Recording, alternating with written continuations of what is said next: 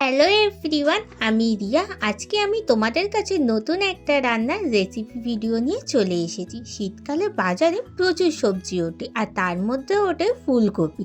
আর আমরা তো সবাই প্রায় নর্মাল ফুলকপিটাই খেয়ে থাকি, আমরা কিন্তু এই সবুজ ফুলকপিটাকে খাই না। এটাকে আমরা সবাই ব্রকলি বলেই জানি। তো আজকের আমি বানাবো ব্রকলির একটা হেলদি রেসিপি। কিন্তু এই ব্রকলি খাওয়া কিন্তু স্বাস্থ্যের পক্ষে খুব ভালো। তো আজকে আমি প্রথমে ব্রকলিটাকে ছোট ছোট করে কেটে নিলাম। তারপরে একটা মিক্সার গ্রাইন্ডারের মধ্যে কিছুটা আদা আর তার মধ্যে দিয়ে দিলাম গোটা জিরা, দুটো কাঁচা লঙ্কা।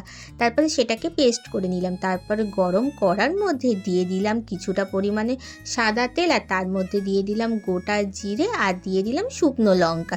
দিয়ে একটুখানি ভাজা হয়ে যাওয়ার পরে ব্রকলিটাকে দিয়ে দিলাম, আর দিয়ে দিলাম পেঁয়াজ কুচি। ব্রকলিটা হালকা ভাজা হয়ে আসলে তার মধ্যে দিয়ে দেবো ডুমো ডুমো করে কেটে রাখা আলু আর গাজর, আর স্বাদ মতো নুন দিয়ে বেশ কিছুক্ষণ আবার একটু ভাজা হয়ে গেলে তাকে ঢাকা দিয়ে রেখে দেবো।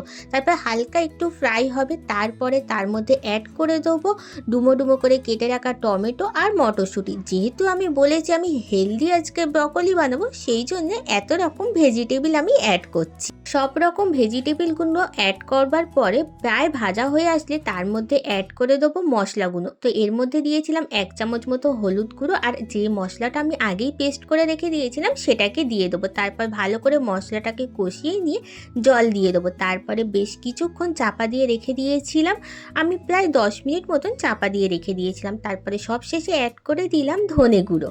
ধনে গুঁড়োটা আমি নামানোর আগেই ওপর থেকে ছড়িয়ে দিয়েছিলাম, তাই জন্যে খুব সুন্দর কিন্তু খেতে হয়েছিল। তো এই রকম হেলদি রেসিপি ব্রকলি বাড়িতে কিন্তু এই শীতকালে একবার বানিয়ে ট্রাই করে দেখতে পারো। আজকের রেসিপিটা এই পর্যন্ত, টাটা।